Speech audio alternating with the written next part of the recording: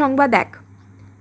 দক্ষিণ কলকাতার বিজেপির গোষ্ঠী সংঘর্ষ। আজ দক্ষিণ কলকাতায় বিজেপির দুটি গোষ্ঠীর মধ্যে তীব্র সংঘর্ষের ঘটনা ঘটেছে। দলীয় পদ পাওয়া নিয়ে দ্বন্দ্বের জেরে এক নেতার মুখে কালি লাগানোর ঘটনাও সামনে এসেছে। বিজেপির স্থানীয় নেতৃত্ব এখন এই ঘটনা কিভাবে সামাল দেবে সেটাই দেখার বিষয়। সংবাদ 2।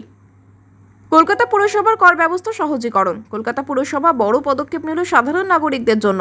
মেয়র ফিরহাদ হাকিম জানিয়েছেন, শহরবাসীদের আর দুটি আলাদা জায়গায় কর দিতে হবে না। নতুন নীতি এক শহর এক নিয়ম অনেক সমস্যার সমাধান আনবে। সংবাদ 3। অধিনায়ক অভিষেক পোস্টারে ভরা শহর। কলকাতার দক্ষিণ অংশের রাস্তায় এখন দেখা যাচ্ছে নতুন ধরনের পোস্টার। অধিনায়ক অভিষেক বন্দ্যোপাধ্যায়ের নেতৃত্ব নিয়ে তৃণমূল কর্মীদের মধ্যে উৎসাহ বাড়ছে। তবে এর পিছনে রাজনৈতিক বার্তা কি তা নিয়ে শুরু হয়েছে চর্চা।